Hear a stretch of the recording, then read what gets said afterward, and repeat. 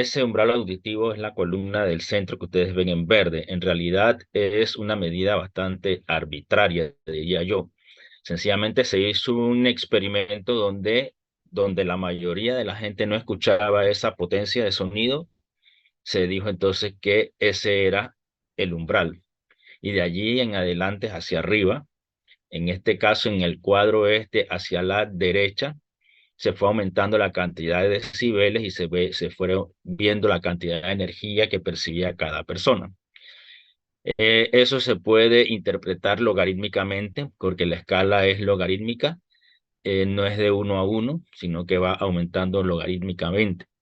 Eh, Todo lo que está antes de los 120 decibeles se puede tolerar. Ya después de los 120, el estímulo se torna doloroso.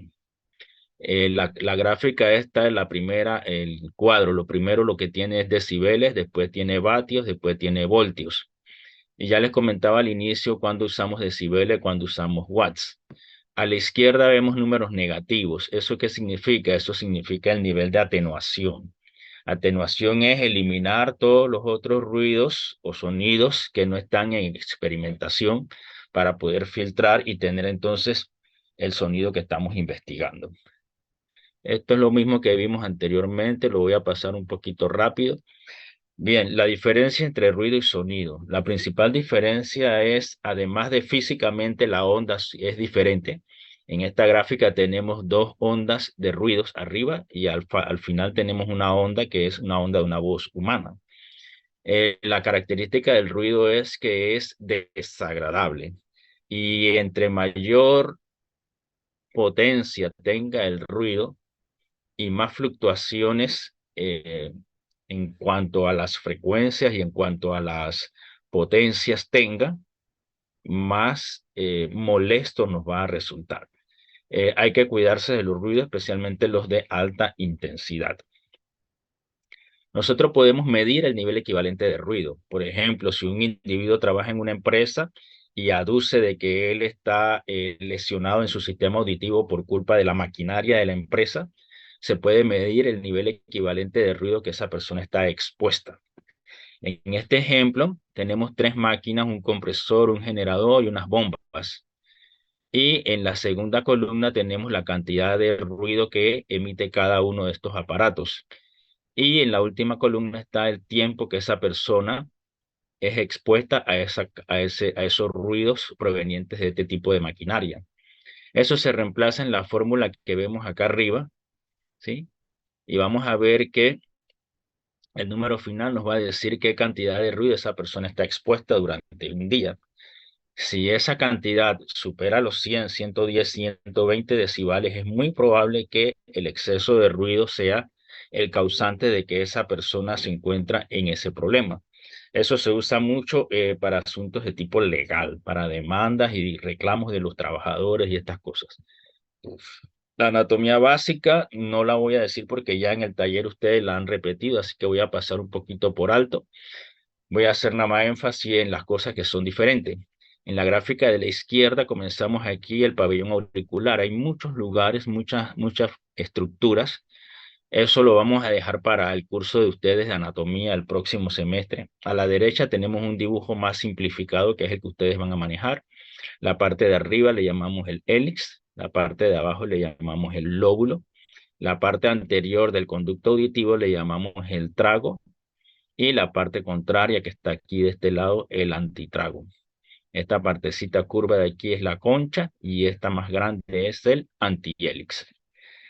El pabellón auditivo presenta impedancia, igual que lo hace también el conducto auditivo externo. La función de ellos dos es concentrar las ondas sonoras que van a incidir entonces sobre el tímpano. Ese conducto auditivo es pequeño, es de 25 a 35 milímetros, y él también presenta impedancia. En ese lugar a veces se acumula cerumen y se forma un tapón de cera, que puede ser causa de una sordera de conducción. O se pueden alojar objetos extraños. A veces los niños se introducen juguetes, se introducen semillas, algunas cositas allí, y hay que tener mucho cuidado porque si eso llega a la membrana, la puede lesionar, ¿sí? La membrana, que es el tímpano, tiene varias partes.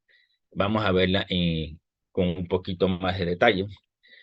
Ya estamos entonces en el oído medio. Además de los huesecillos, recuerden que en esta cámara tenemos aire y que ella se comunica con la región de la nasofaringe por medio de la trompa de Eustaquio, que hace que haya equilibrio entre las dos partes del tímpano.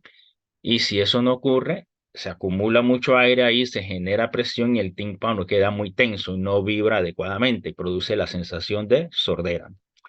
Lo otro que tiene esta lámina es que hay nervios que pasan por esa área. Tenemos el séptimo, también tenemos parte del noveno que pasan por aquí y nos pueden afectar esos pares craneales. Eso es causa también de otitis media que puede estar relacionado con una parálisis facial, que es el del séptimo par. Bien, la membrana timpánica tiene varias partes.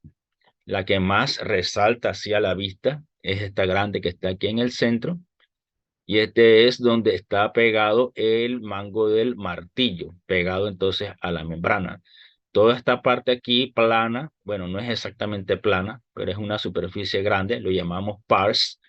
Hay una pars flácida, que es esta que está aquí, y una pars tensa. Y esa pars tensa, ella vibra de manera selectiva de acuerdo a la frecuencia. Lo que vemos aquí en esta fotografía es un tímpano normal. Ustedes lo pueden examinar con un otoscopio. Esto claro que vemos aquí le llamamos el cono de luz, que sencillamente es una reflexión directa de la lámpara que se está iluminando. Y más acá tenemos un tímpano que está perforado. Y ya en la clase nos adelantaron un poquito de eso en el taller. Los huesecillos ya sabemos que están articulados y su principal papel es de aumento, de amplificación de la onda. ¿Por qué necesitamos este mecanismo de amplificación? Porque recuerden que es energía mecánica y que en el sistema hay impedancia. Entonces, cuando la energía mecánica va pasando por todas estas estructuras y choca entonces con ellas por el fenómeno de impedancia, se produce pérdida de energía. Y entonces los huesecillos, a manera de palanca, aumentan esa fuerza. Y vamos a ver también una relación de la superficie del tímpano con respecto a la superficie de la base del estribo, que es esta que está aquí, que también es otro sistema de amplificación. Por último, el oído interno, que ya sabemos que tiene una parte vestibular, donde están los canales semicirculares, utrículo y sáculo, y la parte auditiva, donde está la cóclea, que después la vamos a ver con mayor detalle. Recuerden siempre de que este sistema está embebido, está rodeado de hueso, y por eso nosotros podemos usar la conducción ósea que estimula directamente al oído interno.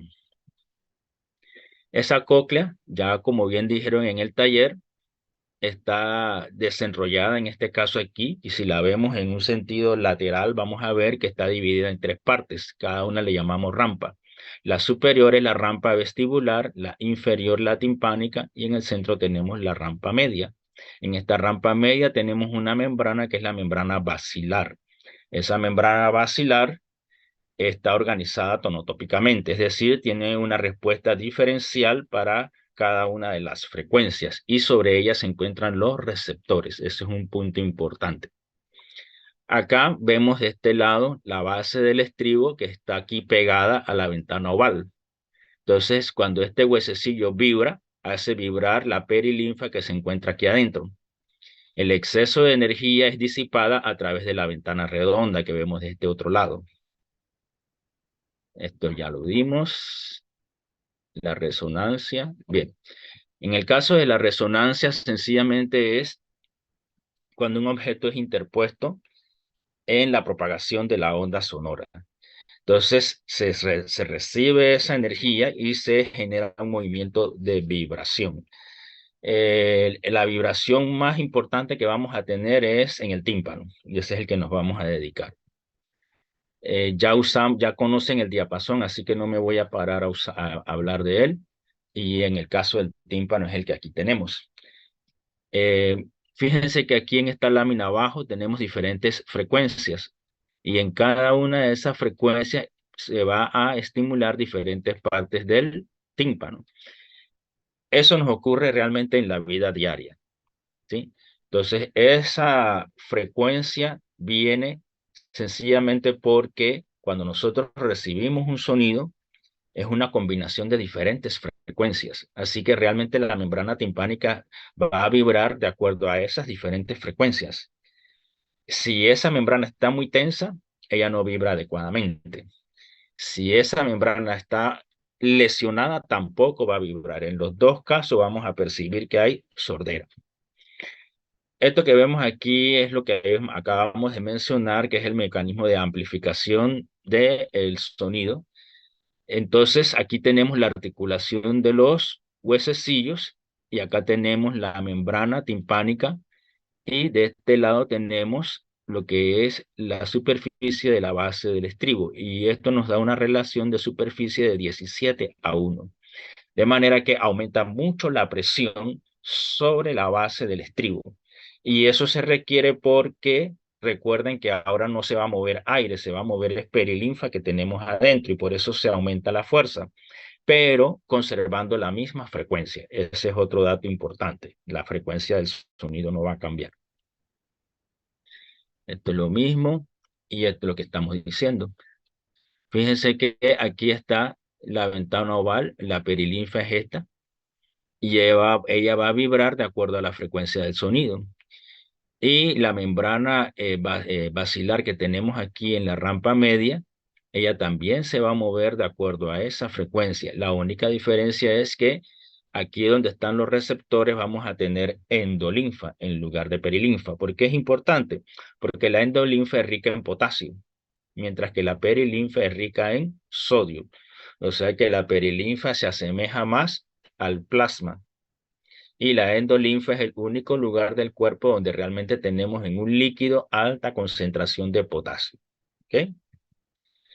Entonces, este dibujo lo que nos trata de indicar es, con estas pequeñas lomitas que ustedes ven aquí, estas eh, ondulaciones, que cada una de esas partes de la membrana basilar se mueve selectivamente de acuerdo a la frecuencia. Entonces lo que se hizo allí fue tomar a la cóclea, como aparece aquí arriba, que es un caracol enrollado, se desenrolla esto y nos queda como un tubo. Y vamos a ver que la base, que es esta, va a tener mayor sensibilidad para sonidos de alta frecuencia. Y el extremo acá, que es el ápice, tiene mayor sensibilidad para sonidos de baja frecuencia. ¿Ok? Eso también lo llamamos la onda viajera, porque la onda va viajando, como lo dice este dibujo, por todo el sistema de la cóclea y va estimulando diferencialmente a la membrana basilar. En este diagrama vemos un corte donde tenemos aquí la membrana basilar abajo y sobre ella están los receptores, que son células ciliadas. Y como sabemos, entonces aquí en la rampa media lo que tenemos es endolinfa que tiene una alta concentración de potasio. Y estas células ciliadas, ellas son estimuladas por movimiento también de la membrana tectorial que está aquí arriba. Y esa actividad mecánica convierte entonces, ¿verdad?, la forma de energía que es mecánica a una forma de energía que es eléctrica, porque los receptores son los transductores. ¿Ok? Esto es lo mismo, nada más que viéndolo de otra manera. Aquí sí le pusieron el nombre a esta célula que es la célula ciliada interna y esta que son las células ciliadas externas, que están entre filas. Nada más otro detallito. Esto nada más para indicarles que los cilios que están aquí son los que son doblados mecánicamente, estimulados por la membrana tectorial. Y ese movimiento es el que estimula a las células. Aquí vemos más de lo mismo. Y aquí un detalle, todavía un close-up, ¿verdad? Donde tenemos dos tipos de cilios. Los más pequeños le llamamos estereocilios y al más grande le llamamos quinocilio. ¿Cuándo se estimula el sistema? Cuando el movimiento ocurre desde estereocilio hacia el quinocilio, lo que dice aquí estimulación positiva.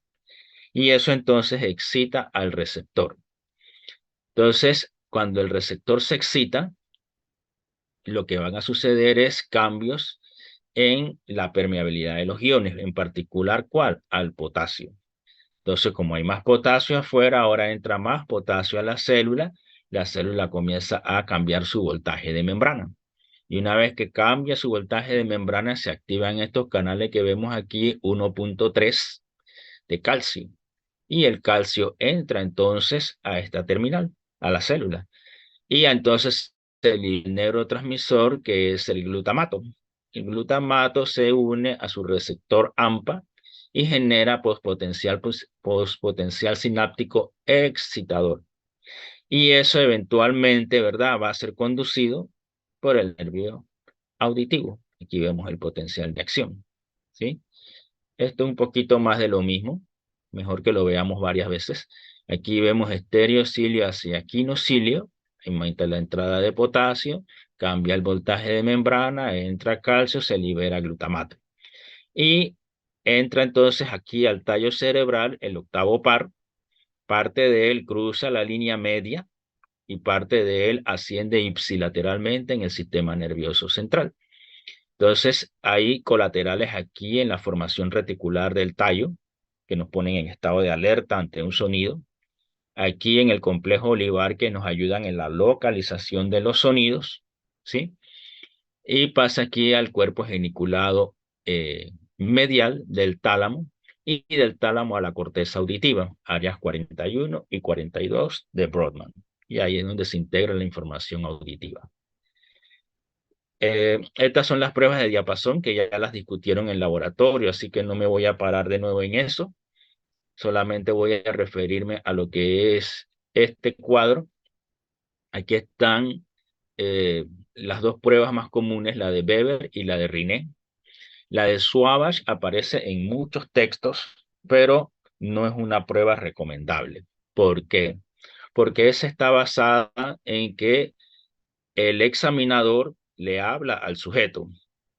Entonces aquí todo está en función del médico examinador. Y si es el mismo médico el que tiene problemas, va a evaluar mal al paciente. Por eso, como ustedes ven la X roja aquí, no es recomendable la prueba. ¿Ok?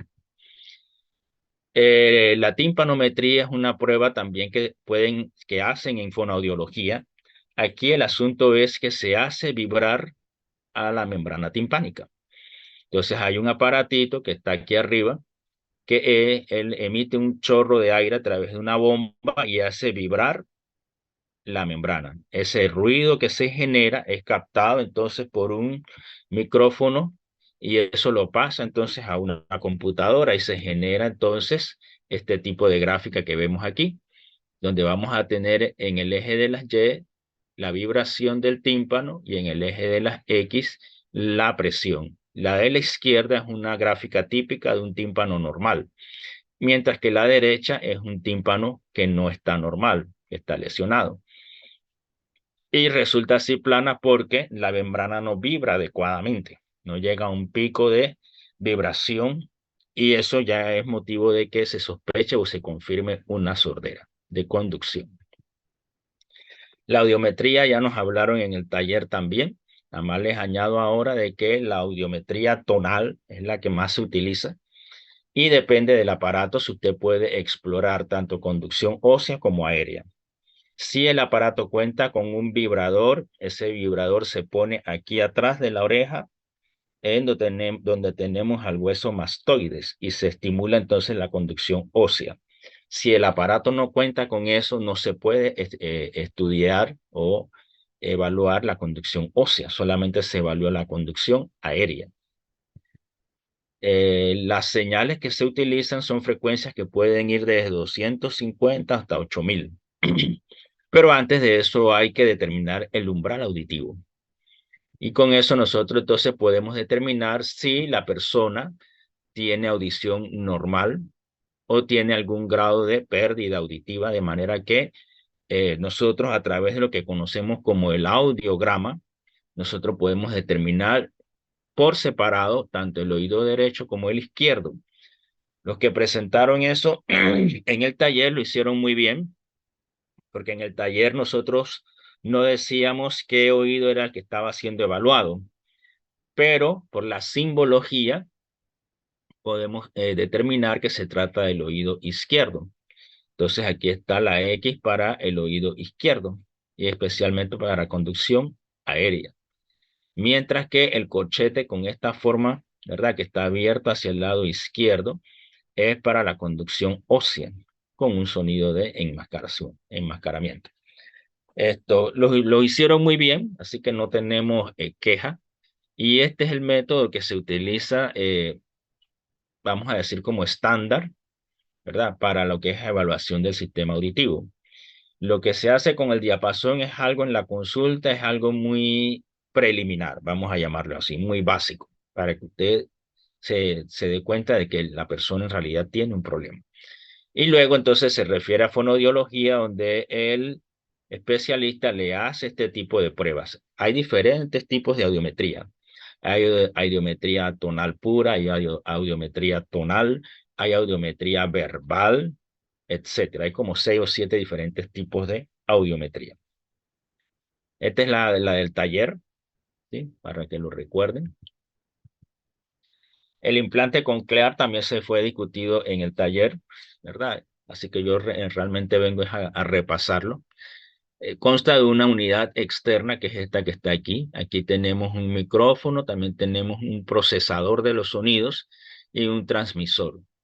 Y eso está acoplado a un receptor estimulador que está aquí adentro.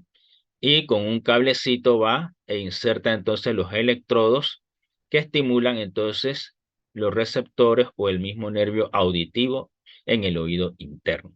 Y siempre les preguntábamos allá que cuál era el requisito más importante para poder usar el implante, y tiene que ser que el nervio auditivo esté normal, que conduzca los potenciales de acción. ¿Por qué? Porque si usted pone el aparato pero el nervio no sirve, nosotros no podemos hacer nada, no tiene ningún resultado. Lo otro es que también se puede hacer y se hace los llamados potenciales evocados auditivos. Y eso entonces sí van a evaluar la vía auditiva. Entonces es mejor hacer los potenciales evocados auditivos primero y después entonces proceder al implante. Porque con el potencial evocado auditivo nos damos cuenta que la vía lleva y conduce entonces potenciales de acción. Entonces sí se puede hacer el implante. Así que esto, lo que dijeron en el taller está muy bien. Esto nada más es para repaso. Igualmente, en el examen se les puede preguntar cualquiera de estas cosas para ver si prestaron atención al grupo. Lo otro que vamos a ver en audición, que ya ustedes probablemente estudiaron en Historia de la Medicina, es el estetoscopio, ¿verdad? Ahí está Lennec, que fue el inventor, que era un tubo rígido, recto, como lo vemos ahí en la foto. Ese estetoscopio se ha modificado de acuerdo a la tecnología y de acuerdo a los materiales que se están diseñando. Y entonces ahora tenemos que este es el que conocemos hoy día. Él va a tener del lado de acá un diafragma. Ese diafragma es para sonidos de alta frecuencia.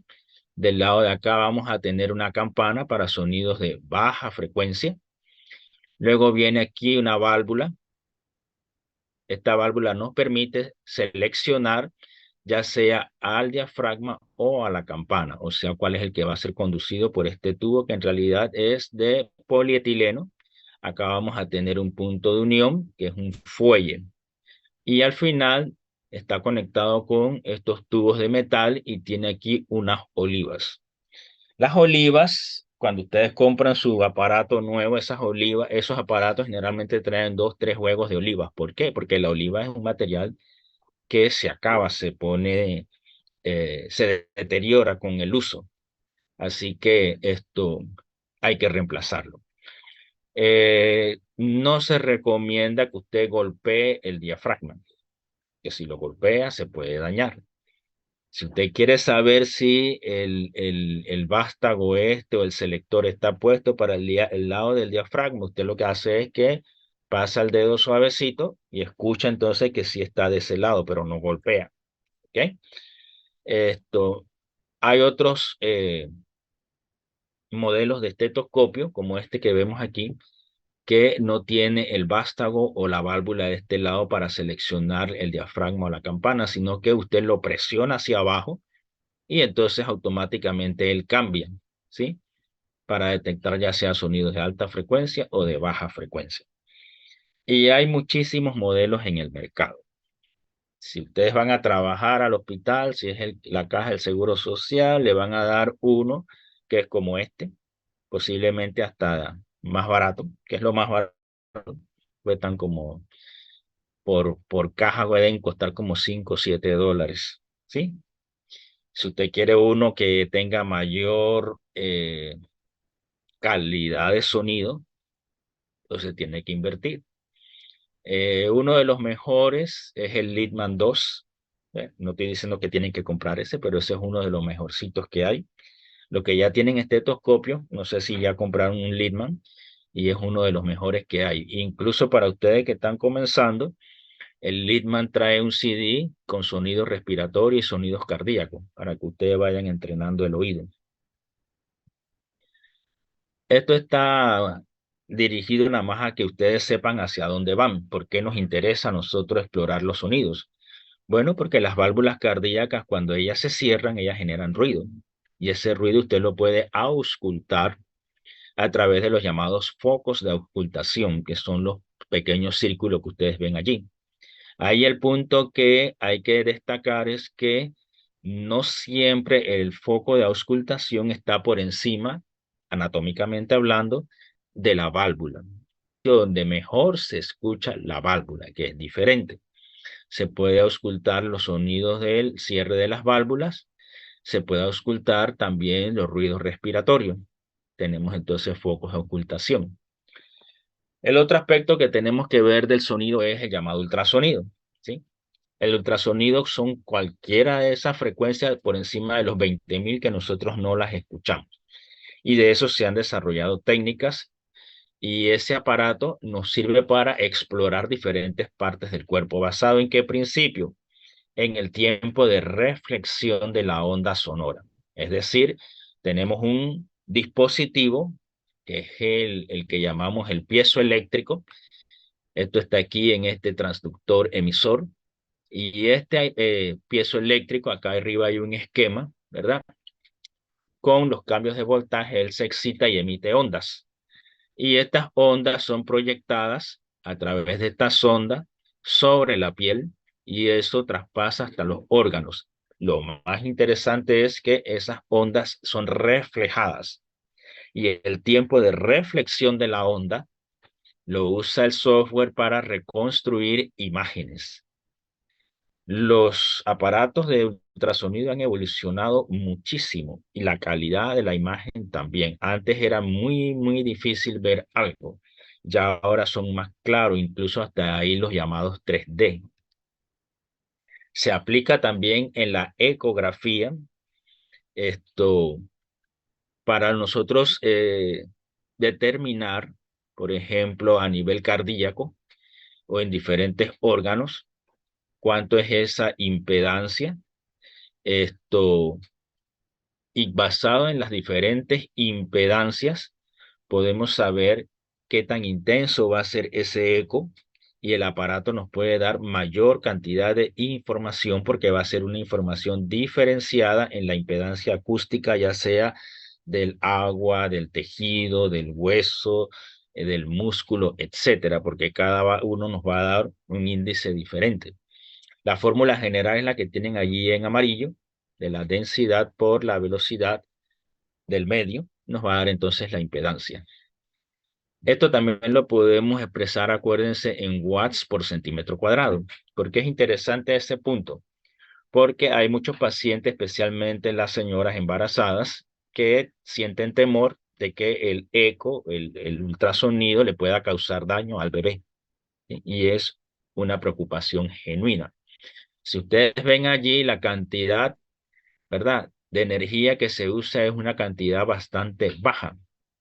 Entonces, como es una intensidad muy baja, prácticamente no tiene consecuencias sobre el producto. Y es interesante y es muy importante, se requiere hacer lo que ustedes más adelante van a hacer, que se llama monitoreo fetal.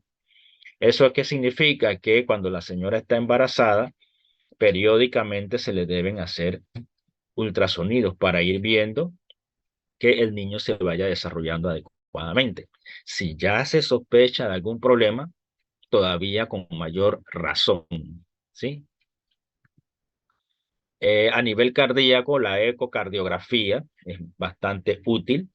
Se puede hacer ya sea con el paciente en decúbito o en decúbito lateral izquierdo. A través del tórax se va a enviar la onda y eso va a regresar y nos va entonces a generar una imagen que es la que tenemos acá arriba, arriba a la izquierda. Eh, Obviamente en el aparato no vienen estas letras que yo estoy señalando aquí. Esto es nada más con fines ilustrativos.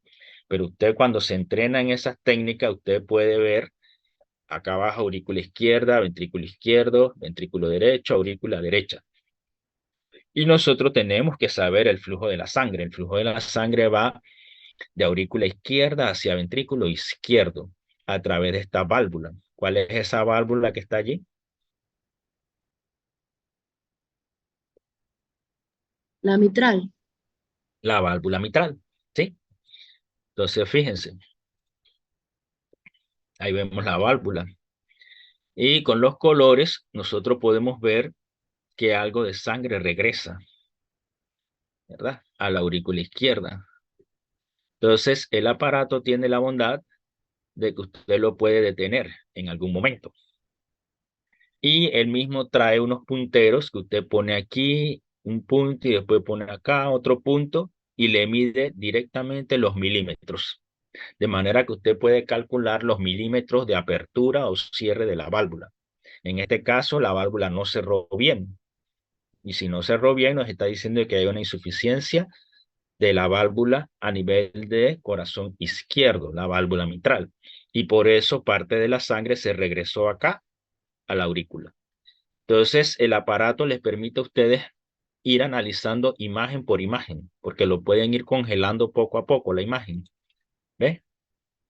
Y ahí ustedes también se pueden dar cuenta de la cantidad de milímetros que hay y pueden hacer un mejor diagnóstico a nivel del corazón. Aquí está. También se puede usar a nivel esofágico. Ya hablamos entonces de ultrasonido que nos ayuda en una endoscopía esofágica. Aquí se introduce el aparato. Recuerden que estamos hablando de estas fibras que son flexibles, que es un endoscopio, pero ahora lo que vamos a tener es una sonda ecocardiográfica. Nos puede servir igualmente para extraer muestras que podemos hacer biopsia o se puede hacer también para hacer imágenes, ¿verdad? A este nivel. Incluso se puede hacer a nivel cardíaco a través del esófago. Le llamamos transesofágica, ¿sí? Para ver si hay tumores, etcétera.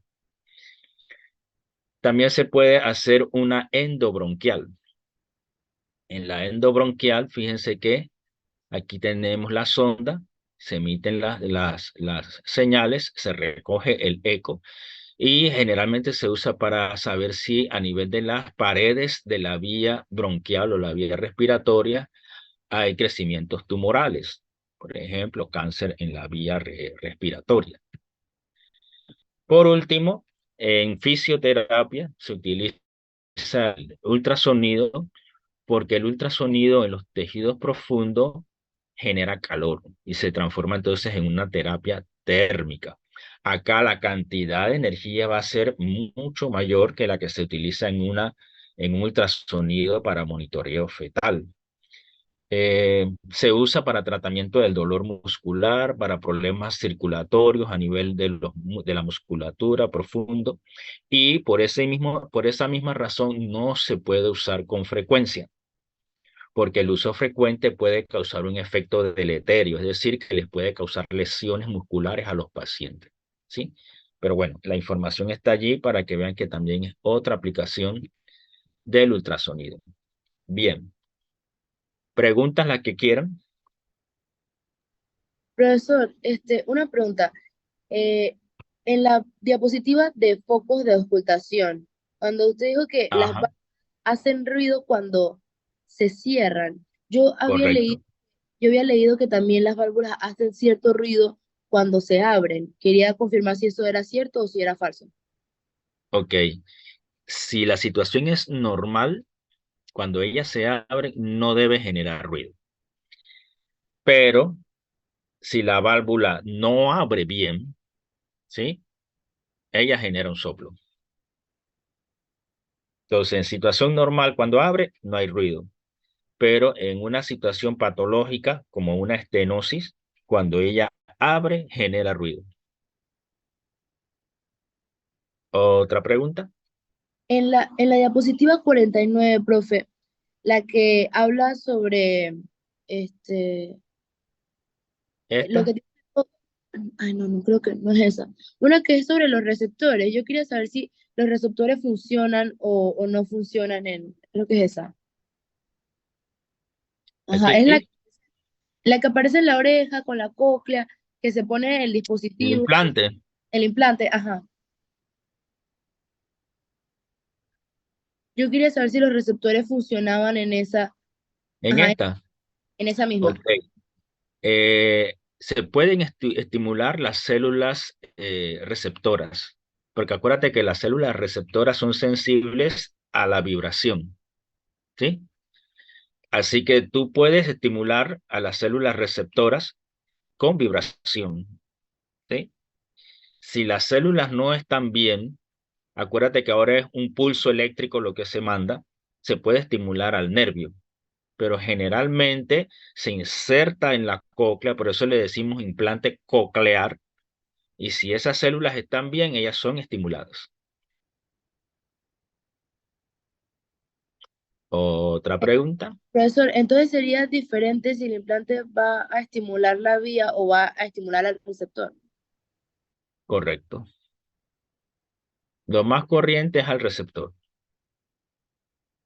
Profesor, ahí en el implante Dime. coclear, el transmisor también funciona como procesador. Eh, Hay unos que sí, hay otros que no. Hay unos donde el procesador es otro accesorio diferente al transmisor y hay unos donde los dos están combinados. Hay de los dos. Otra pregunta. Profe, una pregunta. Esto es relacionado a la atenuación. Es que en Ajá. en el libro sale que cuando hay Ujú. zonas de alta intensidad hay menos transferencia de energía. Entonces, esto, o sea, Ajá. resulta en que escuchemos menos o cómo más o menos a qué se refiere. Ok, eso se refiere a si el sonido es de muy alta intensidad, tenemos un mecanismo de atenuación de nuestro propio oído, ¿sí? Esto no es nada artificial como lo que se hizo para el estudio de los decibeles. Esto es lo que se llama el reflejo de atenuación. ¿En qué consiste? Que cuando nosotros tenemos un sonido de alta intensidad, eh, hay un músculo que se va a poner el tensor del tímpano. Y entonces ese músculo cuando se pone tenso hace que el tímpano vibre menos y te da la sensación de sordera. Pero ese reflejo no dura mucho y solamente se va a excitar cuando el sonido es de alta intensidad y se considera que es un reflejo protector. Le llamamos así mismo reflejo de atenuación. Entonces, allí lo bonito del caso es lo siguiente, que dentro del sistema auditivo, que nosotros sabemos que es sensorial, tenemos un componente que es eferente motor, porque si es un reflejo y hay contracción, entonces es eferente. ¿Ves? Esa es la parte interesante. Otra pregunta. Profesor, una pregunta. Cuando habla sobre los sistemas de amplificación, ¿podría volver a explicar esos sistemas, profe? Ok, tienes el sistema de amplificación de los huesecillos que funcionan como palancas, ¿sí? Y tienes el sistema que amplifica con relación a qué cosa, la superficie de la membrana timpánica con respecto a la superficie de la base del estribo. Entonces, esos mecanismos hacen que allá al final en el estribo haya mayor fuerza ¿Y por qué se requiere más fuerza? Porque adentro lo que vas a mover es líquido, que tiene mucho mayor densidad que el aire.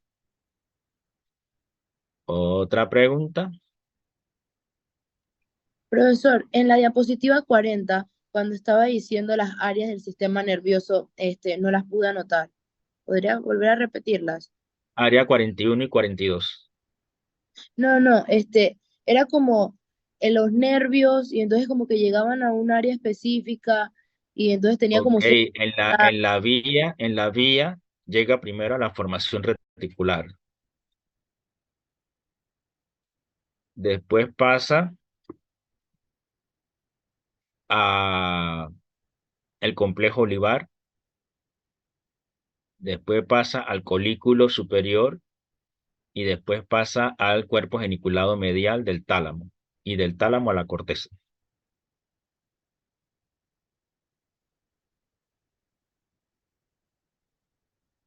Esto se me cerró el cuestión del Zoom, no lo encuentro ahora.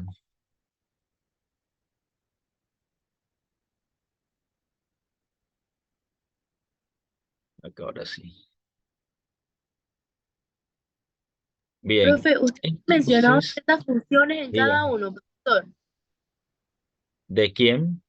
De eso mismo, de la misma pregunta que le estoy haciendo sobre lo del sistema nervioso, como que en cada área, y que si en el tálamo, si en la corteza tenía El cierta función. complejo olivar para localización. Formación reticular te pone en estado de alerta. Eso fue lo que dije. Profe, una pregunta. Es que o sea, supuestamente la mayor parte de los impulsos, entonces como que, por lo menos la presentación del laboratorio dicen que viaja, o sea, como que cruzan al lado opuesto y entonces viajan al mesencéfalo y de ahí siguen viajando hasta la corteza cerebral.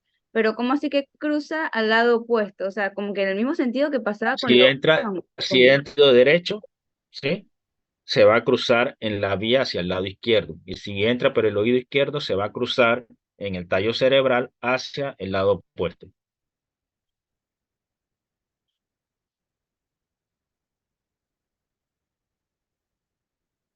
Bien, entonces vamos a comenzar la Profesor, parte de radiobiología. profesor, una pregunta, ¿el Diga, receptor de glutamato es solo AMPA?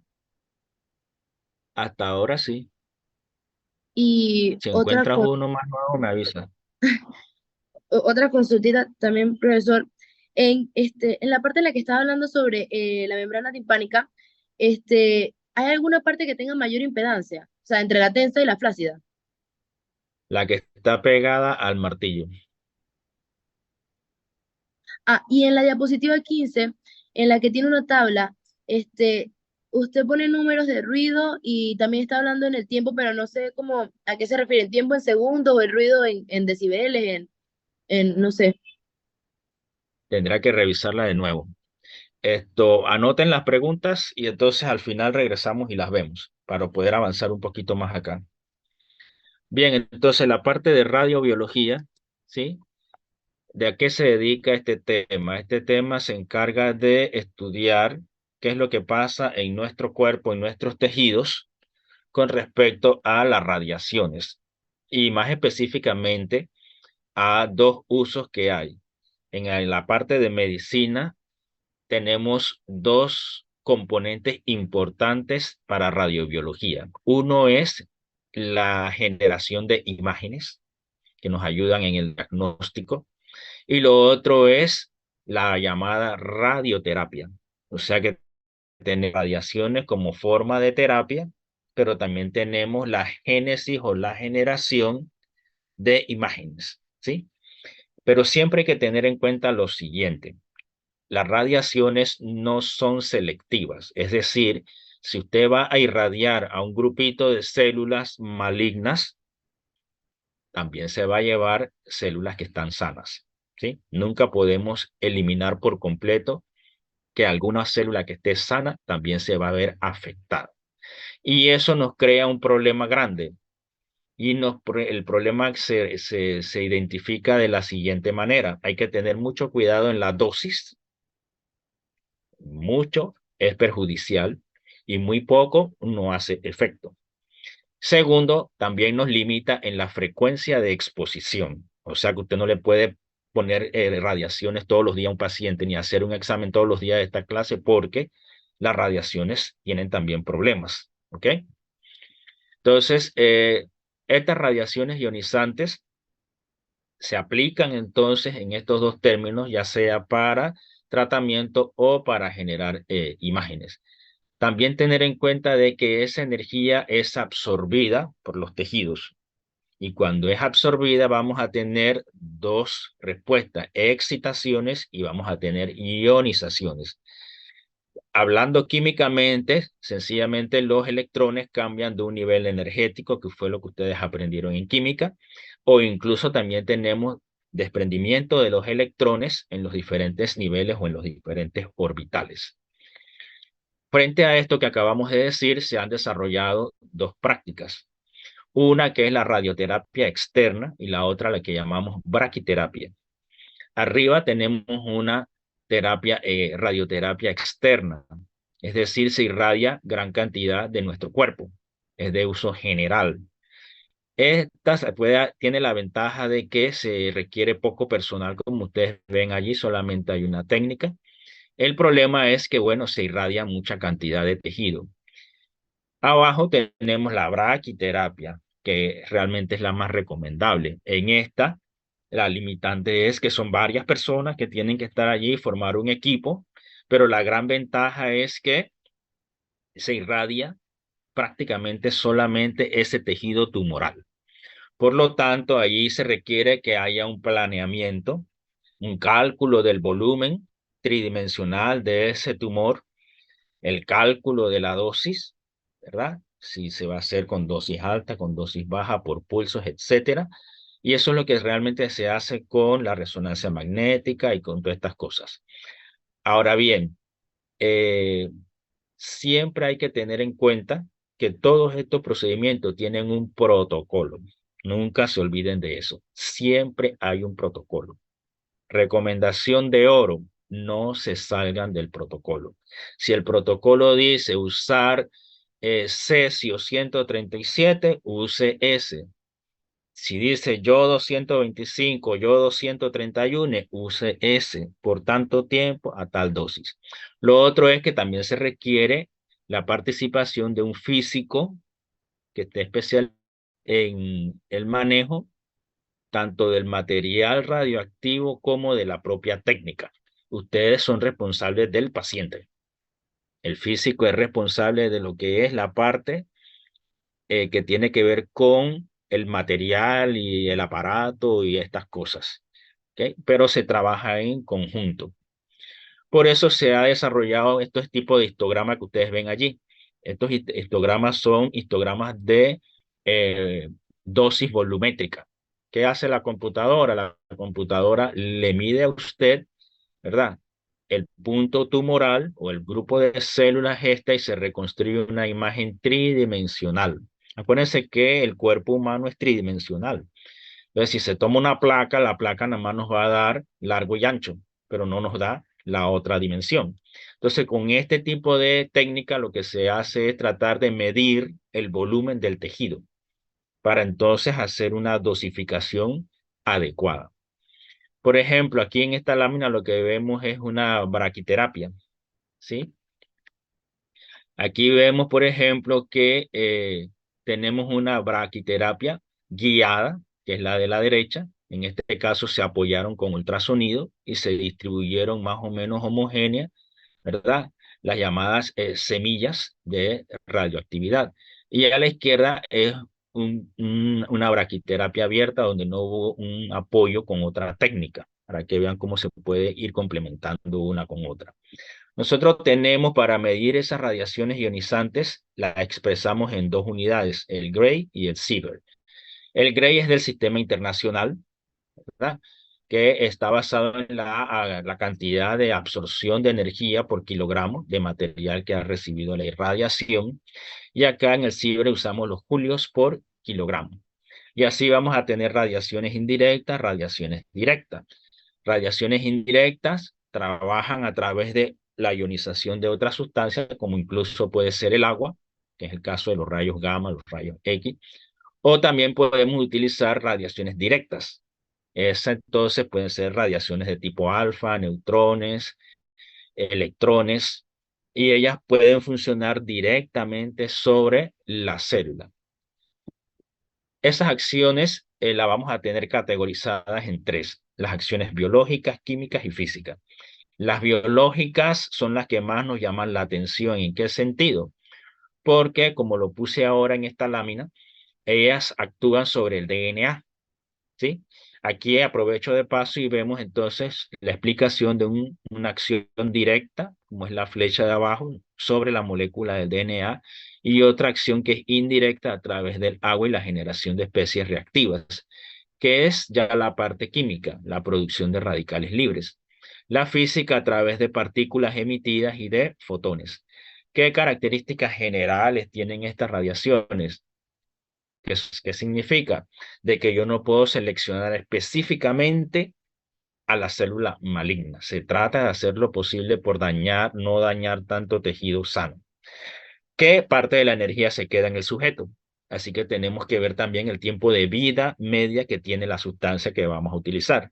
La no selectividad está ligado con la aleatoriedad y la latencia. La latencia, ¿a qué se refiere? A que el momento en que la persona recibe la radiación y después que se van a ver los efectos. Y las latencias pueden ser muy cortas o muy largas. ¿Ok?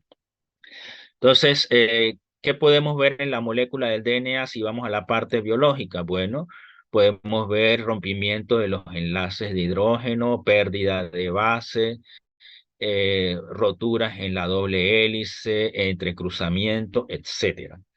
En la parte de las especies reactivas de oxígeno, ¿verdad?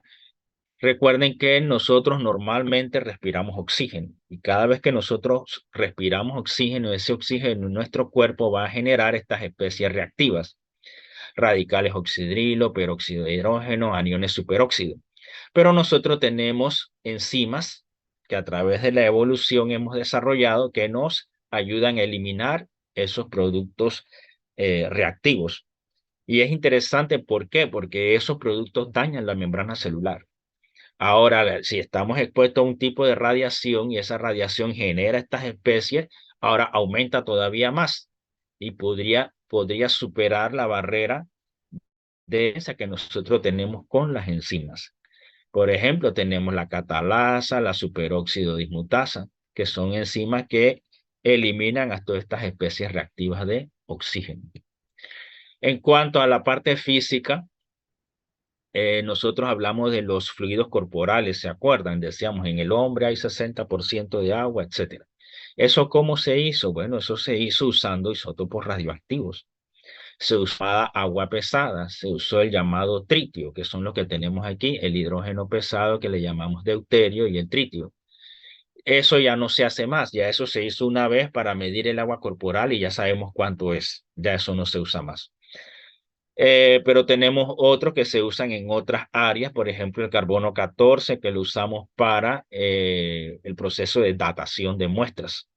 Así que esto también tiene su aplicación. De manera que la radiactividad es una propiedad muy importante que nos puede causar daños a nosotros, pero a la vez también podemos usarla terapéuticamente. Y vamos a ver que sencillamente estas sustancias, ellas se desintegran de manera espontánea, ya sea emitiendo partículas alfa, beta o gamma. Y eso se puede usar de manera adecuada en lo que llamamos medicina nuclear, ¿sí? En la medicina nuclear, ¿qué se hace? Se utiliza el llamado radiofármaco, que es un fármaco que está unido con un isótopo radioactivo. Y se mide la interacción de ese fármaco o de ese radionúclido con el tejido. Se mide la emisión de esa energía, ya sea alfa, beta o gamma, con unas cámaras especiales. Y eso nos da entonces a nosotros una interpretación de cómo andan los niveles hormonales, el trabajo de una glándula, etcétera. Todo eso se sigue usando todos los días. Es interesante que esas partículas alfas que se emiten, ¿sí? Nos pueden causar daños. Por ejemplo, eh, tenemos el caso de que si nosotros vamos a manejar, ¿verdad? una sustancia, tenemos que estar conscientes de que ella, si es radioactiva, ella se está desintegrando. Ahora bien, esa emisión, ya sea alfa, gamma, beta, la podemos utilizar. Las partículas gamma emitidas, los rayos gamma, nos interesan mucho en medicina porque ellas tienen una atracción. Las alfa las podemos usar para bombardeo de otras sustancias, pero también las alfa debemos tener cuidado porque hay unos materiales radioactivos que nos causan una toxicidad muy importante en nuestro cuerpo. Ahí la figura lo que le tiene de ejemplo es cómo se unen los protones y los neutrones y cómo se genera el helio. Nada más para poner un ejemplo de cómo esas partículas o esas emisiones son generadas, en este caso los llamados fotones, y eso entonces se puede captar con una cámara especial o con un aparato especial. Por ejemplo, el caso, no sé si ustedes lo llegaron a ver, de Alexander Litvinenko. Alexander Litvinenko fue envenenado con polonio. Creo que se usó polonio 12, abajo lo tengo, ¿sí? Y él se desintegra en partículas alfa, ¿sí? Por ahí hay toda una historia de conspiración porque él trabajaba para la policía secreta rusa, etcétera. Parece que era no muy amigo de Putin, etcétera. Y bueno, lo envenenaron con eso, creo que se lo pusieron en un té, se lo tomó y el hombre murió. Eso fue por allá por el 2006. Y aquí ven la fotografía de cómo estaba él antes y cómo iba poniéndose con las radiaciones alfa que iba en su cuerpo. Al final no pudieron salvarlo. Las emisiones beta pueden ser emisiones beta negativo o beta positivo, dependiendo entonces de qué es lo que se está emitiendo, ¿sí? Por ejemplo, si la emisión es de un electrón, entonces estamos hablando de beta negativo. Si es de un positrón, entonces estamos hablando de beta positivo. Y existe una técnica con emisión de positrones. Le llamamos así mismo tomografía por emisión de positrones. Entonces, si yo tengo que ese electrón se va alejando, ¿verdad? Yo tengo emisión de electrones. Y si el positrón es el que se va alejando, yo tengo emisión de positrones. Y se puede usar como una técnica. ¿Ok? Vamos a ver qué es el radionúclido. El radionúclido es sencillamente un elemento químico, ¿verdad? Eh, que tiene radioactividad. ¿Ok? Por ejemplo, el yodo 131 es uno de los que más se usa. ¿Para qué se usa el yodo 131? Que también se le dice radioyodo, para estudios de tiroides. ¿Sí? No sé si ustedes saben que en la tiroides hay captación de yodo, normalmente. Entonces, la glándula tiroides está aquí en el cuello, como lo muestra esta foto donde está la flechita. ¿Y qué sucede? Que entre más capta el yodo, más fuerte es la señal. Y es lo que vemos aquí en esta lámina. Aquí esta mancha bien oscura nos dice que ahí hay células que están captando ávidamente ese yodo 131. ¿Por qué es un dato importante? Bueno, porque las células cancerosas tienen un metabolismo acelerado. ¿Qué quiere decir? Que captan aceleradamente el yodo. Pero este no es un yodo cualquiera, este es un yodo marcado, radioactivo, y él emite señal. Y esa señal puede ser captada entonces por una cámara especial. De manera que este tipo de elementos nos sirve para hacer estudios funcionales, no solamente anatómicos, sino también cómo funciona la glándula. Y ahí ustedes van a encontrar una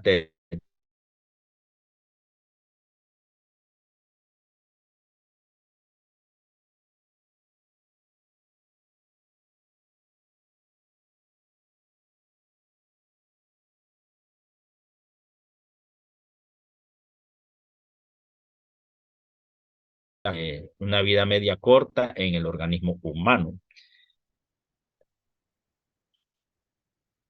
Tiene que estar disponible bajo costo y no puede tener efecto biológico en el cuerpo de Profesor, manera importante. ¿Aló? profesor, no sé si soy solo yo, pero en la diapositiva pasada no lo escuché. Se le fue el audio en esa diapositiva. Profe, se le trabó por un momento. ¿Aquí? Sí. Sí. Ok. Aquí les comentaba de que la glándula tiroides capta el yodo. En este caso vamos a tener el yodo 131 que es radioactivo. Y de manera que si se acumula mucho de ese yodo en la glándula, la señal va a ser fuerte. Y es donde la flechita esta nos indica aquí. Ahora bien, ¿por qué va a tener más yodo allí concentrado? Porque las células tumorales, las células cancerosas, ellas tienen un metabolismo más rápido, captan más yodo y por lo tanto la señal es más fuerte. Ahora bien, no siempre en el diagnóstico la señal fuerte es la importante, también la señal débil es importante, dependiendo del contexto. Esas imágenes que son tenues le llamamos fotopénicas, pero también son importantes dependiendo del tipo de exploración o el tipo de estudio que se vaya a hacer. Les decía aquí las características que debe tener ese radionúclido, ¿sí? Y aquí tenemos algunos ejemplos. Esta es la misma tablita que está en el libro, ¿sí? No pueden usar una cosa que tenga una vida media muy grande, ni tampoco que tenga demasiada energía. La energía se mide en mega electron voltio, que es lo que está aquí arriba. SMeV, mega electron voltio. En la columna esta que está aquí de los números donde está la cantidad de energía. Uno de los que más se usa, por ejemplo, es el flúor, que está aquí, el 18, flúor 18, que se va a desprender en partículas beta positivas y tiene una vida media de 110 minutos, ¿sí? También utilizamos el yodo, este que acabamos de hablar del yodo 131, que emite partículas beta negativas y partículas gamma y demora 8 días. Y el más utilizado es el tecnesio 99, este que está aquí. La M es de metaestable. Y él se desprende en emisiones gamma y tiene una vida media de 6 horas. No podemos usar una cosa como el criptón, ¿verdad? 31, ¿por qué? Porque su vida media es de 13 segundos. O sea, usted no ha terminado de poner la cuestión al paciente cuando ya eso se fue. Ni tampoco puede usar una cosa tan grande como el cobalto 57 porque eso demora 270 días. Entonces, tenemos que usar cosas que tengan bajo nivel de toxicidad y con vida media que sea operativa, o sea, que sea dentro del contexto que usted puede hacer el estudio en el paciente. Y vuelvo y repito, no es que usted va a llegar al hospital y va a inventar cosas, ya hay protocolos hechos con las sustancias que ya están compradas, adquiridas en el mercado y que son las que se van a utilizar, ¿sí? Bien, para la terapia anticáncer se utilizan estas radiaciones, tiene preferencia este tipo de tratamiento y ahí tenemos que considerar dos aspectos. Uno, que es la cantidad de energía que va a recibir el tejido. Eso lo llamamos LED. LED, ¿qué significa? La energía lineal transferida. Y aquí lo tenemos como ejemplos, algunos tipos de emisiones o de radiaciones y la cantidad de energía que van a emitir. No se tienen que aprender este cuadro, eso nada más para que tengan ejemplo. Eso lo vamos a unir con la eficacia biológica relativa, el RBE. ¿Qué significa esto? Esto significa que cómo ese tejido responde ante esa cantidad de energía que absorbe, ¿sí? Entonces, si yo tengo que se absorbe demasiada energía, el RBE va a ser muy grande y puede causar entonces daño al tejido. Y eso es lo que no se quiere. Entonces, para sortear estos dos factores, la cantidad de energía versus la respuesta del tejido, se construyen curvas, como esta que vemos aquí. Esta es una curva típica de lo que llamamos dosis-respuesta. La dosis aquí aparece en la X y la respuesta aparece en la Y. Por ejemplo, si se va a medir la cantidad de células que sobreviven, sabemos que a dosis bajas van a estar todas las células y cuando se va aumentando la dosis va disminuyendo el número de células. Eso nada más un ejemplo, ¿sí? Aquí sí vemos una gráfica de las dos variables que estamos hablando. En el eje de las X, el LED, que es la cantidad de energía, y en el eje Y vamos a tener la respuesta biológica.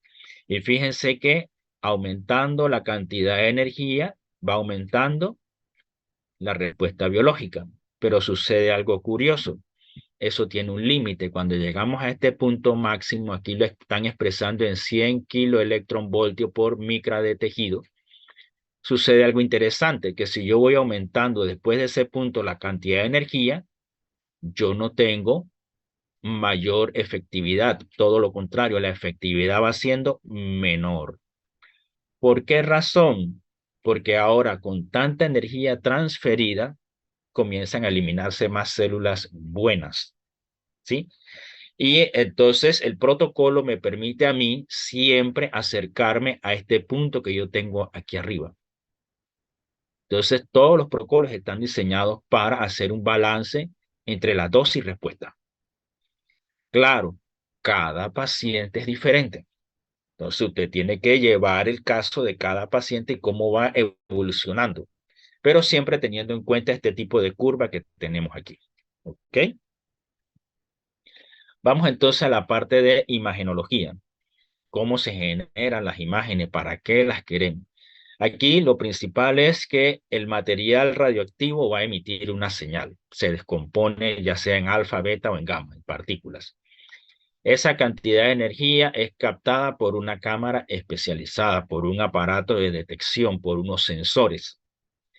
Les comentaba de que no siempre la señal fuerte es la indicativa.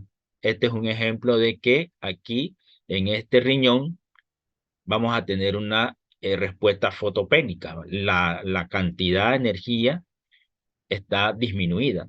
Y aquí lo que nos está diciendo es que la sangre que va al riñón es la que lleva ese material radioactivo y el riñón izquierdo tiene una disminución del flujo sanguíneo.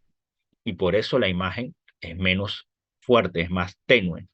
Entonces, ese tecnesio 99 metaestable, él va a andar por el cuerpo, ese se administra endovenosamente, anda por el cuerpo. Acuérdense que él dura aproximadamente 6 horas y usted va entonces haciendo las imágenes, ¿sí? En este caso le llamamos un cintigrama, ¿ok? Las partículas gamma, habíamos comentado de que tienen alta penetrancia, por eso nos interesan mucho. Eh, y también se pueden utilizar para otras cosas, no solamente para lo que es radioterapia. Fíjense que aquí lo usamos como medio para esterilizar el equipo médico, porque hay equipo médico que no se puede meter en la máquina de autoclave. El autoclave es un aparato que funciona con vapor a alta presión y ahí se mete todo el instrumental quirúrgico, 121 grados por tantas horas y sale todo esterilizado. Pero hay equipo que no se puede someter a eso, entonces se utiliza la radiación gamma para esterilizar ese tipo de equipo. Pero también, debido a su poder de penetración, ¿verdad? Se puede utilizar en radioterapia y también en la tomografía. Pero acuérdense de esto, siempre tener presente de que el DNA se puede desnaturalizar. Cuando hablamos de que el DNA se desnaturaliza, estamos hablando de mutaciones, ¿ok? Y de ahí surge entonces la técnica que conocemos como gammagrafía. Entonces, son exploraciones que no solamente son estructurales, sino también funcionales. Y los radioisótopos van a andar por el cuerpo dependiendo de qué tipo de radioisótopo vas a usar y puedes estudiar prácticamente todos los sistemas del cuerpo que son los que tenemos enlistados aquí abajo. ¿Ok? Aquí, por ejemplo, en esta figura de arriba, tenemos una gammagrafía específica para glándula mamaria. ¿Sí? Ahí les dejo la referencia bibliográfica, el que lo quiera, se me fue, el que lo quiera buscar en internet o lo quiera leer todo el paper. Y aquí vamos a ver entonces que hay una región más oscura que nos dice entonces de que está siendo más reactivo, el trazador que se está utilizando está más acumulado en ese lugar y las células están reaccionando más. Abajo lo que vemos es una imagen general del equipo. Aquí se le está administrando el radionúclido al paciente y eso va entonces a circular por su cuerpo y se va a emitir una radiación gamma que va decayendo en el tiempo. Y acá abajo tenemos la gamma cámara que va entonces a registrar cómo se va a emitir esa señal. Y eso genera imágenes, que son, como, por ejemplo, como la que tenemos acá arriba de la glándula mamaria.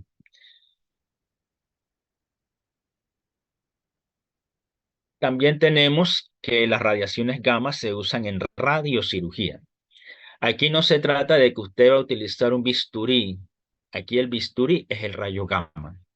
Por eso le llamamos gamma knife, que se le dice así en inglés.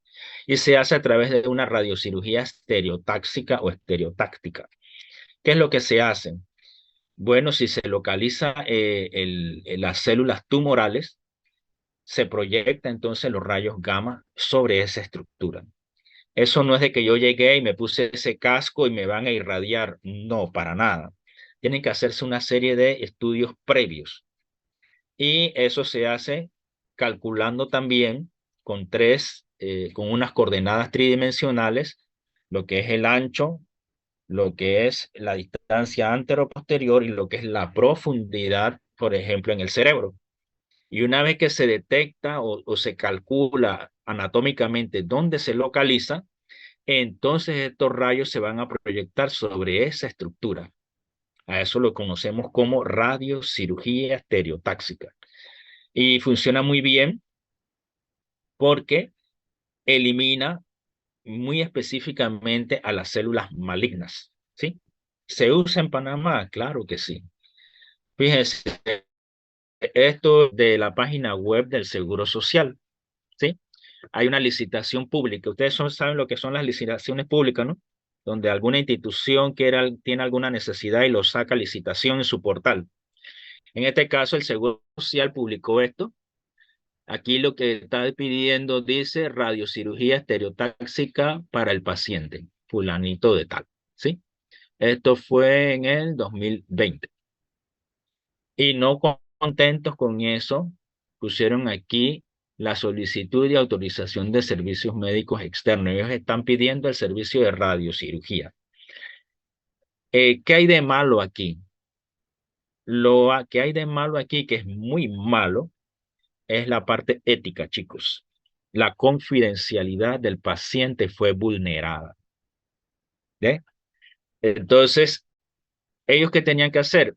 Poner aquí qué se requiere para el paciente con un número tal. Ya. Porque así con ese número nadie sabe quién es. Si la empresa o la auditoría requiere saber si existe el paciente número X, entonces ellos tienen que investigar si ese paciente existe. Acuérdense que siempre hay fraude por todas partes. Pero no se debe exponer al pobre paciente Tranquilino Martínez con edad de 77 y toda la historia allí. Y abajo aparece que tiene un glioblastoma multiforme, no sé qué, no sé qué, no sé cuánto. Eso todo se puede poner, pero no el nombre de la persona. Entonces, aquí lo que se está pidiendo es radiocirugía estereotáxica. Concretamente, ¿qué están pidiendo ellos? Esto que aparece aquí. Y esa es la radiocirugía estereotáxica. Acá tenemos una variante de la radiocirugía que combina no solamente la parte de radiocirugía, sino también la de radioterapia. En este caso, este está en el hospital, ¿cómo se llama ese hospital? Panamá Pacífico, creo que se llama. El que está allá frente al mall de Paitilla, no me acuerdo cómo se llama ese hospital. Eso está allá en el sótano. Esta máquina se llama TrueBeam STX. ¿Por qué la traigo? Porque esa me la ofreció un ex estudiante que ya ahora es médico radiólogo, se llama Gaspar, fue así alumno igual que ustedes, y ahora él está a cargo de todo este enredo allá en el hospital ese, y él está usando esta máquina para hacer radiocirugía estereotáxica craneal, por eso la traje. Aquí nada más un cuadro comparativo, por supuesto que la empresa va a poner que todo lo de ellos es lo mejor, que es la primera columna comparado con los otros, así que no se los voy a leer. Bien, la otra técnica es el llamado PET. PET, ¿qué significa? Tomografía por emisión de positrones. ¿Se acuerdan que decíamos que cuando se aleja se puede ir en forma de positrones o de electrones, ya sea la radiación alfa, la beta o la gamma? ¿Sí? En este caso, aquí hay una condición especial. ¿Qué se requiere? Se requiere de una reacción que llamamos reacción de aniquilación. ¿Sí? Entonces, el material va a ser bombardeado con radiaciones y esas radiaciones emiten entonces una señal que puede ser en forma de rayos gamma. Es lo que vemos aquí. Vemos que hay un rayo gamma para acá y otro rayo gamma para allá. Entonces, además de estos positrones que decaen, vamos a tener también que con el bombardeo se generan entonces positrones y se generan partículas gamma. Lo que nosotros no sabemos es en qué dirección van a ser emitidos. Entonces vamos a tener una serie de detectores alrededor del paciente y por eso las máquinas tienen esa especie de túnel que rodea al paciente, porque usted no sabe por dónde va a salir la señal. Entonces, si usted rodea al paciente con esos detectores, por donde salga la señal, va a ser detectada. Lo bonito del PET es que hace estudios funcionales. Incluso la persona está consciente y se puede hacer un estudio. Eso se ha usado mucho para mapear en el cerebro, para saber qué parte del cerebro se usa cuando uno hace cálculos numéricos, cuando escucha música, cuando piensa en qué sé yo, lo que sea, se ve entonces la señal, cómo se emite. ¿Ok? Entonces, ella se puede usar en combinación con otros marcadores. Uno de los más usados es el que aparece aquí, el 18-FDG. El 18-FDG, ¿qué significa? 18 fluordesoxiglucosa. Entonces ya la palabrita de glucosa nos da una pista. ¿Qué significa eso? Que ese material, el flúor, ¿verdad? Él también desprende energía y la glucosa es captada por las células para el metabolismo celular. Entonces, ¿qué va a suceder? Recuerden que las células malignas tienen un metabolismo más rápido, así que ellas van a absorber más glucosa y esa glucosa va a estar marcada con el flúor y eso va a emitir la señal, ¿sí? Entonces, como la célula va a tener esa glucosa marcada, también se va a alterar su metabolismo y nos permite entonces saber dónde está sucediendo eso e incluso cuantificarlo. Cuánta glucosa se está consumiendo, cuántas células pueden, bueno, no el número exacto de células, pero un estimado de qué área se está exponiendo. En este esquema lo vemos. Aquí tenemos una neurona normal y la roja que está anormal. La célula normal, ella toma la glucosa y hace su reacción normal de la glucólisis, pero la célula patológica, ella también va a tomar ahora ¿qué cosa? El 18-FDG. Y ese no se metaboliza, se acumula en la célula. Y entonces se emite esa señal y usted puede saber dónde está, que es la figura que vemos acá abajo, que se puede hacer con un código de colores. Hay otra sustancia que se puede usar en lugar del 18-FDG y es el LSO. ¿Qué significa LSO? El ortosilicato de lutecio. El ortosilicato de lutecio tiene la gran ventaja de que la señal que emite es más fuerte. Por eso es preferido en muchos estudios de PET. El costo sí yo no lo he investigado. Ahí sí no sé cuánto cuesta comparado con el 18-FDG, pero lo que sí sabemos es que es más ventajoso en cuanto a la producción de la señal. Aquí hay un esquema general de cómo funciona el asunto. Aquí está el paciente. Recuerden que aquí se va a dar la reacción de aniquilación y aquí está la emisión en partículas gamma. Eso es recogido por los receptores o los detectores que están alrededor de él. Acá hay una figura, una foto de cómo es el aparato en la realidad. Por eso es que tiene esta forma alrededor del sujeto. Eso es procesado por la computadora y se reconstruye una imagen que es la que usted ve en la pantalla. Aquí hay un ejemplo de esas señales. Ya les digo que eso establece un código de colores. Aquí tenemos, por ejemplo, de que nosotros sabemos que las células cancerosas tienen un metabolismo más rápido, así que van a captar más glucosa y la señal va a ser más fuerte. Así sabemos entonces que esas células neoplásicas que se llaman ellas van a marcar más, dependiendo del código de colores que ustedes han asignado. Se asignan rojo, se asignan verde, se asignan azul, eso es lo de menos, pero tienen que saber qué significa el color, ¿sí? Esto es lo mismo, nada más que a la derecha tenemos una imagen en blanco y negro, a la izquierda la tenemos en color, y aquí todas esas zonas que ahora sí sabemos que están en rojo son zonas cancerosas. Y fíjese que el cáncer se ha ido a diferentes órganos. ¿Cómo se llama ese proceso cuando va a diferentes órganos? Metástasis. Metástasis, exactamente. ¿Sí? Bien, el SPEC es una variación de la tomografía computarizada. El SPEC es Single Photon Emission Computed Tomography. Ahora en mi casa comenzó a llover, así que no sé si me van a escuchar bien. Acá los rayos gamas se sigue el procedimiento muy parecido al PET, pero no se requiere la reacción de aniquilación. ¿Por qué no se requiere? Porque se utiliza la señal emitida por el propio radioisótopo. ¿Sí? Esa es la diferencia. Pero sigue siendo un estudio también funcional. Los rayos X ya lo habíamos adelantado antes. Aquí nada más que vamos a decirle de que se necesita, ¿verdad?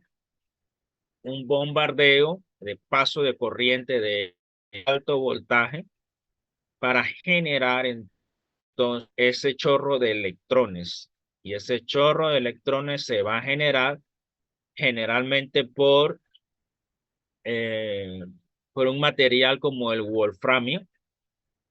Y eso entonces emite en algún momento, ¿verdad? Por la desviación, la deflexión de ese chorro de electrones, emite entonces rayos X. Y ellos atraviesan una serie de filtros y es proyectado sobre el paciente. Recuerden que estos son rayos de alta energía y de alto poder de penetración, y por eso tradicionalmente se ha utilizado. La tecnología ha variado mucho. No sé si se acuerdan de la foto que vimos la vez pasada, que era una máquina de esas antiguas. Esta que está aquí abajo en la foto también. Las más modernas, fíjense que son máquinas bastante pequeñas. Vamos a ver si la tengo por aquí. Esta que está aquí. Los odontólogos son campeones en eso. Ellos han desarrollado máquinas que concentran esos rayos X, ¿verdad? Porque acuérdense que el espacio de trabajo de ellos es bastante reducido. Hay unas máquinas de estas que son tan sofisticadas que usan pequeñas cantidades de rayos X y generan imágenes digitales de buena resolución. Y ojo, ni siquiera tiene que tener el delantal de plomo, como se requiere en otras máquinas. ¿Sí? Seguimos. Entonces, ¿qué se utiliza de los rayos X, además de lo que hemos conversado? Se utiliza una propiedad muy interesante que es la fluorescencia. Y eso da origen a una técnica que llamamos fluoroscopía. Entonces, eso genera imágenes utilizando rayos X, que son prácticamente una serie de eh, imágenes en tiempo real. ¿Sí? El material es irradiado y él nuevamente emite, ¿verdad? Otra energía que le llamamos fluorescencia. Entonces, al sujeto se le administra una sustancia, se pasa por los rayos X y se emite entonces una señal, y es una señal fluoroscópica. Eso prácticamente está en todos los salones de operación. Esto que vemos aquí es la pantalla que ustedes van a ver, ¿verdad? El paciente va a estar aquí acostado y esta es la máquina que está aquí. El cabezal este es donde se van a captar las señales, donde se emiten también los rayos X. Esto se puede mover alrededor del paciente porque esto es una forma de arco, le llamamos arco C, ¿verdad? Y puede tomar de diferentes planos. Puede ser frontal, puede ser lateral, etcétera. Y las imágenes van a salir bastante claras. Lo otro que hay que tener en cuenta es que también se puede producir el fenómeno de ionización a través del bombardeo con rayos X. Hay que tener cuidado allí porque el material se puede tornar radioactivo. Nosotros acá en el área de medicina de ustedes, los aparatos y todas estas cosas prácticamente no lo usamos, muy poco. La difracción de rayos X tampoco se usa, eso lo usan los químicos. Cuando ustedes oyen biofísica química, la medida de la molécula de agua, el ángulo de los enlaces, todo eso que ellos hablan, lo hicieron con difracción de rayos X. ¿Ven? Así que eso no lo hacemos nosotros acá. Aquí nomás que para que vean las imágenes con fluorescencia, aquí lo tenemos en una articulación, le llamamos a esto artrograma, ¿sí? Para evaluar la anatomía, algún problema en la propia articulación, y no solamente hueso, sino también tejido blando, como vemos acá arriba, el intestino grueso, ¿sí? Y de allí surgen técnicas como estas, surgen técnicas como la colangiografía. La colangiografía, ¿qué es? Es un estudio de las vías biliares, ¿sí? Por ejemplo, esto que vemos aquí al fondo en gris es el hígado. Y aquí tenemos el conducto principal, que es el colédoco. Acá está la vesícula biliar. Y este conducto que está aquí es el cístico. Como ven, el cístico está dilatado. Así que ya nos dice que la cosa no anda bien. La bilis va a llegar acá abajo al intestino delgado. Entonces, a esta técnica se le llama colangiografía. El nombre completo es colangiografía retrógrada percutánea. Y se pueden entonces poner aquí materiales de contraste. Y cuando se toman los rayos X, nos va a delinear las vías por donde está el material de contraste. Y queda todo muy bonito, ¿verdad? Acá, SEGD significa serie, esófago, gastro, duodenal. Y este se usa un material de contraste. Material de contraste que se utiliza generalmente es el bario, que es radiopaco. Entonces el paciente se toma ese bario y ese bario se va a adherir a las paredes de las vísceras del tracto digestivo. Y cuando se toman los rayos X, nos va a aparecer una imagen bastante nítida y es de tejido blando. Por último tenemos el CAT. El CAT está basado en rayos X. Y vamos a ver que nos da una imagen en el sistema nervioso central, que más adelante vamos a hablar de ella. Esto ya lo vimos. Bien, el CAT. El CAT realmente fue como el pionero, ¿sí? Este método inicialmente se utilizó para ayudarse en el diagnóstico para generar imágenes de mejor calidad que los rayos X convencionales. Si lo ponemos en perspectiva, el CAT supera al rayo X en calidad por lo menos unas 100 veces, ¿sí? Yo tengo ya las 2:31. Entonces, en la otra clase arrancamos aquí en tomografía axial computada. Nos queda pendiente esta y nos queda pendiente la resonancia magnética nuclear. Servidos. No les oigo nada porque aquí el ruido del aguacero no me deja oír nada. Profesor, dos cositas. Eh, Primero, quería Entonces, preguntar, miren, como no les profe, puedo escuchar, escríbanme las preguntas que tengan y yo les puedo responder, porque aquí con este ruido no escucho nada. Tengo la máquina a todo volumen. Me lo mandan entonces por WhatsApp las preguntas que tengan. Y nos vemos el jueves.